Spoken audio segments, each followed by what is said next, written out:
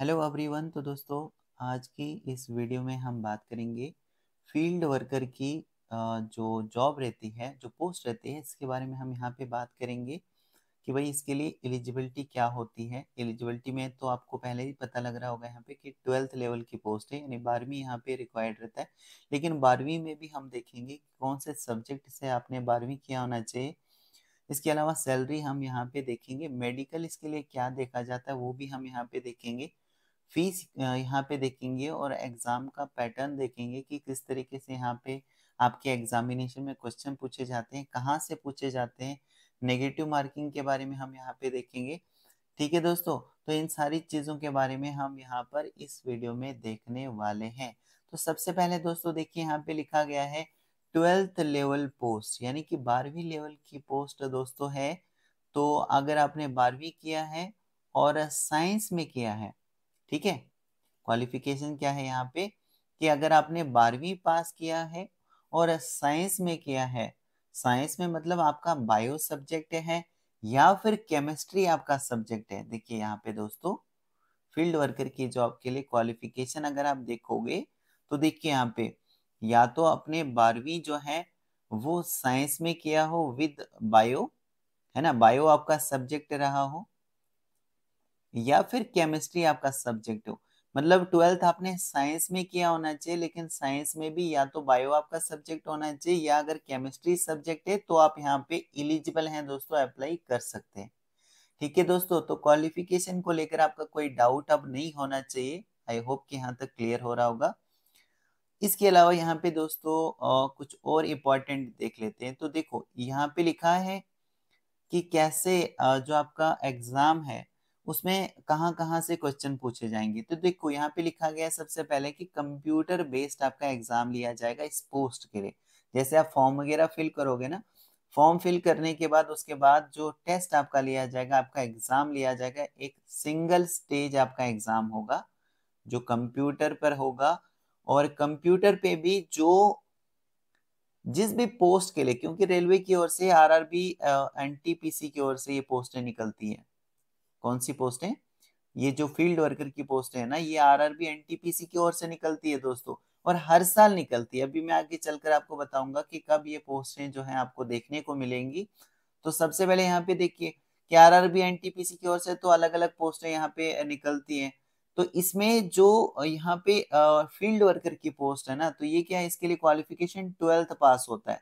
तो आपके जो एग्जाम जो आपका लिया जाएगा उसमें भी 12th लेवल के ही आपसे जो 12th स्टैंडर्ड के क्वेश्चन है ना वो ही आपसे पूछे जाएंगे। समझ में आ रहा है ना, कोई भी अलग से आपको पूछा नहीं जाएगा। जो क्वालिफिकेशन जिस पोस्ट के लिए मांगी जाती है वहां से ही आपको क्वेश्चंस एग्जामिनेशन में पूछे जाते हैं। तो फील्ड वर्कर की जॉब के लिए 12th यहाँ पे इन्होंने मांगा है, तो 12th से ही आपको क्वेश्चन यहाँ पे पूछे जाएंगे। देख सकते हैं यहाँ पे प्रोफेशनल एबिलिटी से 70 क्वेश्चन पूछे जाएंगे, 70 मार्क्स के रहेंगे। ठीक है, फिर उसके बाद यहाँ पे जनरल अवेयरनेस से 10 question, general arithmetic, general intelligence और रीजनिंग से 10 क्वेश्चन, और जनरल साइंस से 10 क्वेश्चन। इसके अलावा कुछ चेंजिंग्स अगर यहाँ पे होता है तो वो मैं आपके सामने, जैसे ही इनकी ओर से कुछ चेंजिंग्स, कुछ बदलाव यहाँ पर किया जाएगा तो मैं आपके सामने लेकर आ जाऊंगा। ठीक है, तो टोटल यहाँ पे कितने क्वेश्चन पूछे जाते हैं? 100 क्वेश्चन पूछे जाते हैं, 100 क्वेश्चन यहाँ पे पूछे जाते हैं। ये 100 मार्क्स के रहते हैं। इसका मतलब आपको पता ही है दोस्तों कि एक क्वेश्चन यहाँ पे 1 मार्क्स का यहाँ पे होने वाला है। दोस्तों ये जो पोस्ट यहाँ पे आरआरबी एनटीपीसी की ओर से निकल कर आती है फील्ड वर्कर की, जिसके लिए 12th यहाँ पे रिक्वायर्ड रहता है, इसके लिए दोस्तों सभी कैंडिडेट अप्लाई कर सकते हैं। सभी कैंडिडेट्स मतलब कि भारत के हर एक राज्य से, हर एक यूटी से आप यहाँ पे अप्लाई कर सकते हो, चाहे फिर आप मेल हो चाहे फिर फीमेल्स हो, सभी यहाँ पे अप्लाई कर सकते हैं। ठीक है, क्लियर हो गया? अप्लाई कैसे करना है? तो ऑनलाइन आपको यहाँ पे अप्लाई करना है। ठीक है, फीस वगैरह मैं अभी आगे चलकर आपको बताऊंगा। अब यहाँ पे देखो दोस्तों, जैसे आप सीबीटी के लिए अपीयर यहाँ पे होगे, मतलब जैसे कंप्यूटर बेस्ड टेस्ट देने के लिए जाओगे, तो यहाँ पर एक तो नेगेटिव मार्किंग 1/3 की है। किसी भी क्वेश्चन का पर अगर आपने गलत आंसर दिया तो 1/3 के आपके मार्क्स क्या किए जाएंगे? माइनस किए जाएंगे, मतलब काटे जाएंगे, पेनल्टी आपको पड़ेगी एक तरह से। तो इसलिए ध्यान से वहां पे चूज कीजिएगा। मल्टीपल चॉइस के जो क्वेश्चंस आपसे पूछे जाएंगे, ऑब्जेक्टिव टाइप मल्टीपल चॉइस के आपसे वहां पर क्वेश्चन पूछे जाएंगे एग्जामिनेशन में। तो आपको चूज करना होता है, 4-5 ऑप्शन होते हैं, तो उसमें से जो भी राइट आपको लगता है आंसर किसी क्वेश्चन का, वो आपको चूज करना होता है। ओके। इसके अलावा दोस्तों यहाँ पे सैलरी की बात करें कि अगर आप फील्ड वर्कर की पोस्ट के लिए सिलेक्ट हो जाते हैं मान लीजिए, तो उसके बाद सैलरी आपको यहाँ पे कितनी मिलेगी। तो देखो दोस्तों, यहाँ पे इनिशियल जो पे है ना, इनिशियल पे यहाँ पे बताई गई है 19,900। ये है, ये जो पोस्ट है फील्ड वर्कर की दोस्तों, ये है लेवल 2 की पोस्ट है। इसमें इनिशियल पे यहाँ पे आपकी रहने वाली है 19,900। और उसके बाद फिर इस बात पे भी डिपेंड करता है कि कौन सी जगह पर आपको आपकी पोस्टिंग, कौन सी जगह में है, कौन सी सिटी में आपकी पोस्टिंग है, तो उस हिसाब से फिर अलाउंसेस वगैरह भी यहाँ पे चेंज होते हैं। तो आपकी जो सैलरी है वो मैं यहाँ पे एग्जैक्ट नहीं बताने वाला हूँ। तो अप्रोक्सीमेटली अगर हम बात करें तो 35,000 रुपए से लेकर 40,000 तक आपकी शुरू में, स्टार्टिंग में आपकी सैलरी यहाँ पे होने वाली है। उसके बाद जैसे जैसे आपका यहाँ पे मतलब एक्सपीरियंस बढ़ता जाएगा, वैसे वैसे फिर आपको सैलरी यहाँ पे ज्यादा जो है आपकी बढ़ती जाएगी। समझ में आ रहा है ना। तो अलाउंसेस वगैरह जो है अलग अलग सिटीज में अलग अलग तरह का यहाँ पे आपको अलाउंसेस जो है वो मिलते हैं। तो यहाँ पे मैंने आपको अप्रोक्सीमेटली आपकी सैलरी वगैरह बताई है। यानी कहने का मतलब क्या है कि यहाँ पे अच्छी खासी सैलरी आपको देखने को मिल जाएगी, उसमें कोई प्रॉब्लम नहीं होगी। हर तरह का आपको बेनिफिट यहाँ पे देखने को मिल जाएगा अगर आप यहाँ पे सेलेक्ट होते हैं तो। इसके अलावा मैंने आपको बताया फील्ड वर्कर के, जैसे फील्ड वर्कर की ये जॉब है दोस्तों, तो फील्ड वर्कर के नाम से ही आपको पता लग रहा है कि फील्ड वर्क आपका यहाँ पे होने वाला है। ठीक है। तो यहाँ पे अप्लाई तो सारे कर सकते हैं, जो भी इंटरेस्टेड है यहाँ पे इस पोस्ट के लिए, फील्ड वर्कर की पोस्ट के लिए, वो यहाँ पे अप्लाई कर सकता है। अब दोस्तों इस पोस्ट के लिए यहाँ पे C2 का मेडिकल भी देखा जाता है। C2 का मेडिकल मतलब, तो यहाँ पे देखो C2 के मेडिकल में रहता है दोस्तों, यहाँ पे आई साइट वगैरह आपकी चेक की जाती है। तो वो आप खुद से भी करा सकते हैं, मतलब आई चेक आप करा सकते हैं अपना। तो देखो मांगा कितना जाता है C2 के मेडिकल में। तो देखो डिस्टेंस, दूर की जो नजर है वो यहाँ पे देखी जाती है 6/12 नील विद या विदाउट ग्लासेस। ये होती है दूर की नजर आपकी, ये देखी जाती है C2 के मेडिकल स्टैंडर्ड में। और नियर की जो विजन है, पास की जो नजर है, वो यहाँ पे देखी जाती है SN 0.6 कंबाइंड विद या फिर विदाउट ग्लासेस, जहां पर रीडिंग या फिर क्लोज जो वर्क है वो रिक्वायर्ड होता है। समझ में आ रहा है। तो ये देखा जाता है दूर और पास की नजर में। तो ये आप खुद से मतलब जाके करा सकते हैं, चेकअप वगैरह करा सकते हैं अपनी आई साइट का। बाकी यहाँ पर आप हर तरह से जो मेडिकली हैं वो फिट होने चाहिए दोस्तों। और बाकी फिर यहाँ पे डिस्टेंस विजन और नियर विजन में आप यहाँ पे देख सकते हैं। तो ये होता है दोस्तों C2 का मेडिकल स्टैंडर्ड, जो कि फील्ड वर्कर की पोस्ट के लिए देखा जाता है।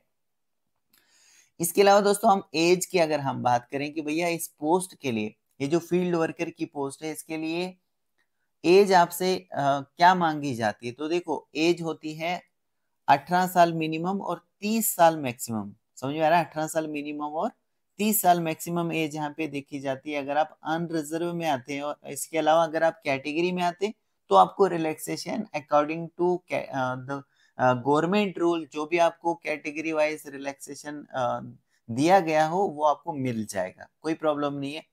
अब यहाँ पर 18 साल मिनिमम और 33 साल मैक्सिमम यहाँ पे लिखी गई है। तो ये दोस्तों 2024 में जो है वो रिलैक्सेशन दिया गया था ड्यू टू कोविड-19, क्योंकि काफी देर से फिर यहाँ पे रेलवे की ओर से कोविड-19 की वजह से पोस्टें नहीं निकाली गई थी। इस कारण से हर एक को यहाँ पे 3-3 साल का जो है ना रिलैक्सेशन दिया गया है। तो इसलिए यहाँ पे 18 साल मिनिमम और 33 साल मैक्सिमम यहाँ पे रखी गई थी 2024 के लिए। तो अगर आप आगे के लिए अप्लाई करोगे, जैसे 2025 में आप अप्लाई करोगे, 2026 में आप अप्लाई करोगे, तो आगे से जब भी आप अप्लाई करोगे तो आपकी एज 18 साल मिनिमम और 33 साल जो है वो मैक्सिमम आपकी एज यहाँ पे देखी जाती है अगर आप अनरिजर्व कैटेगरी में आते हैं तो। इसके अलावा दोस्तों यहाँ पे जो है फीस की अगर हम बात करें, एप्लीकेशन फीस की, जैसे जैसे ही ये पोस्टें निकलेंगी उसके बाद अगर आप अप्लाई करना चाहेंगे तो आपकी जो फीस है वो यहाँ पे क्या होने वाली है। तो देखो दोस्तों, अनरिजर्व कैटेगरी में जो कैंडिडेट्स आते हैं उनके लिए फीस 500 रुपए की है। और ये आपको ऑनलाइन मोड से ही ये 500 रुपये की फीस पे करनी है। उसके बाद जो है आपकी फीस जो है 100 रुपये डिडक्ट होने के बाद 400 रुपये आपको वापस मिल जाएंगे आपके खाते में। जैसे ही आप यहाँ पे सीबीटी यानी कंप्यूटर बेस्ड टेस्ट देने के लिए जैसे ही आप अपीयर होंगे, वैसे ही आपका ये पैसा आपको वापस मिल जाएगा। बाकी जो यहाँ पे फीमेल्स हैं जिनका यहाँ पे कमेंट मुझे ज्यादातर आता है यहाँ पे जो फीस को लेकर, तो यहाँ पे वीडियो को आप देखा कीजिए। मैं आपसे यही रिक्वेस्ट करूंगा क्योंकि आपके डाउट सारे क्लियर हो जाएंगे। तो जो फीमेल्स हैं जो पीडब्ल्यूडी में आते हैं, जो एक्स सर्विसमैन कैंडिडेट हैं, जो एससी में आते हैं, जो एसटी में आते हैं, जो ट्रांसजेंडर हैं, जो माइनॉरिटीज में आते हैं, तो इनके लिए यहाँ पे 250 रुपए की फीस है। और ये जो 250 रुपए की फीस आप ऑनलाइन पे करोगे, ये आपको वापस मिल जाएगी फीस दोस्तों, जैसे ही आप भी यहाँ पे सीबीटी में अपीयर होंगे। तो सीबीटी मतलब कंप्यूटर बेस्ड टेस्ट देने के लिए जैसे ही आप जाएंगे, उसके बाद आपका ये पैसा आपको वापस मिल जाएगा। ओके, तो बाकी इन कैटेगरीज के अलावा जो बाकी आते हैं उनको यहाँ पे 500 रुपए की फीस है। यानी जनरल कैंडिडेट जो अनरिजर्व में आते हैं उनको कितनी फीस पे करनी है, तो 500 रुपए की फीस पे करनी है। ठीक है, उसके बाद 100 रुपया कटेगा बैंक का चार्जेस वगैरह, 400 आपको वापस मिल जाएंगे जैसे आप वहां पे जो एग्जाम है वो वहां पे देने के लिए अपीयर होंगे। तो ठीक है, तो यहाँ पे जो है जो फील्ड वर्कर की जो पोस्ट है दोस्तों, मैं होप करता हूँ दोस्तों कि इसके रिगार्डिंग में आपको सारी चीजें जो हैं यहाँ पे क्लियर हो चुकी होंगी। और फिर भी अगर आपका कोई डाउट रहता है तो आप मुझे कमेंट के जरिए दोस्तों बता सकते हैं, या फिर किसी भी पोस्ट के बारे में दोस्तों अगर आप वीडियो चाहते हैं तो वो भी मुझे आप कमेंट के जरिए बता सकते हैं। ठीक है, so thank you very much. इसके अलावा दोस्तों एक और बात मैं यहाँ पे कहना चाहता हूँ कि ये जो पोस्टें हैं दोस्तों, फील्ड वर्कर की जो पोस्टें हैं ना, ये आपको देखने को मिलेगी दोस्तों। इसका जो नोटिफिकेशन है वो आपको देखने को मिलेगा जुलाई से लेकर सितंबर के महीने में। ये जो पोस्टें हैं ये आपको देखने को मिल जाएंगी, इसलिए दोस्तों आप पहले से ही यहाँ पे प्रिपेयर होके चल सकते हैं। ओके, जो भी यहाँ पर सिलेबस वगैरह रहता है उसको आप प्रिपेयर पहले से करके रख सकते हैं। अगर आपने ठान लिया है कि आपको यही पोस्ट लेनी है तो आप यहाँ पर इसके लिए तैयारी जो है वो कर सकते हैं। ठीक है, जुलाई से लेकर सितंबर के महीने में कभी भी आपको इसका नोटिफिकेशन जो है देखने को मिल जाता है। ये पोस्टें जो है आपको देखने को मिल जाएंगी दोस्तों। पोस्टें थोड़ी कम रहती है, लेकिन अगर आप इंटरेस्टेड हैं तो आप यहाँ पे अप्लाई कर सकेंगे। ठीक है, so thank you very much.